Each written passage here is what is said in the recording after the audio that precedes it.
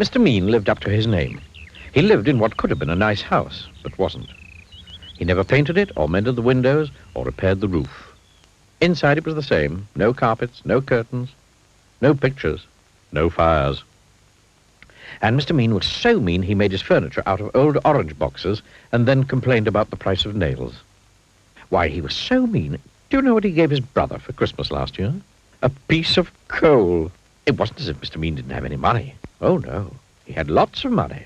But would he spend it? Not old Meanie. Not if he could help it. One day he was sitting in his gloomy kitchen having a gloomy meal when there was a knock at the door. Drat, he said, because he didn't like people. Drat and bother. He opened the door, and there on his doorstep stood a wizard. A rather fat wizard. "Hello," said the wizard. "I wonder if, by any chance, as it's such a warm day, you could possibly, if it's not too much trouble, be so kind as to, if it's not inconvenient, perhaps, as I'm very thirsty, provide me with, do you think, a glass, if it's not too much to ask, of water, please?" He was a very wordy wizard. "No," replied Mr. Mean rudely, and shut the door in his face.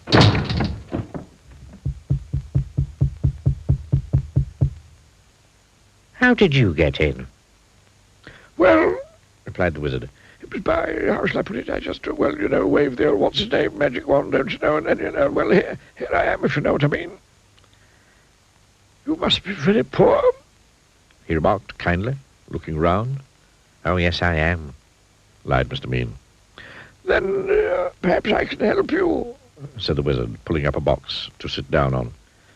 The box didn't move, so the wizard pulled it harder, and this time it did move. In fact, it tipped up and spilled Mr. Mean's money all over the floor. Well, well, well, well.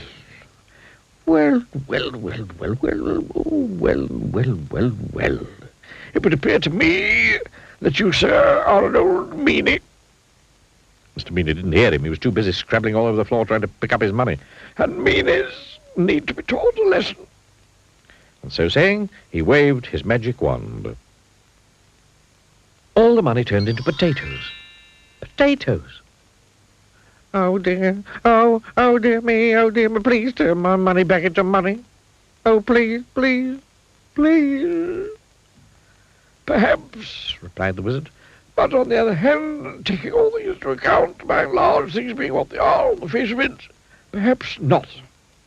However," continued the wordy wizard, "if you make me a solemn promise never to be mean again, then I'll turn the potatoes back into money.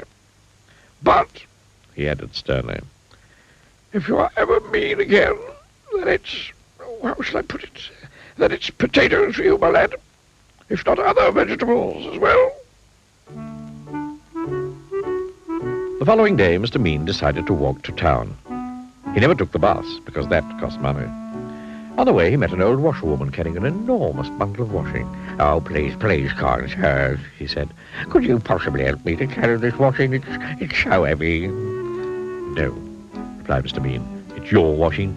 You carry it." But as soon as he'd said that, he felt a tingling in his nose. Mr. Mean's nose turned into a carrot. "Oh, no," he gasped. The old washerwoman chuckled. And then Mr. Mean remembered the wizard's words.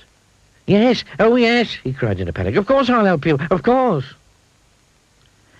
And the carrot turned back into her nose, and off he went. The old washerwoman chuckled again, and turned back into the wizard. It had been him all along, you see. Then Mr. Mean passed by a cottage garden. In the garden there was an old man chopping wood. Excuse me, he called. "Could you give an old man a bit of a hand, young fellow, my lad?" "No," replied Mr. Mean. "It's your wood. You chop it." But as soon as the words had passed his lips, guess what happened? His ears turned into tomatoes. "Oh, no," he gasped. The old man chuckled. Mr. Mean remembered the wizard's words.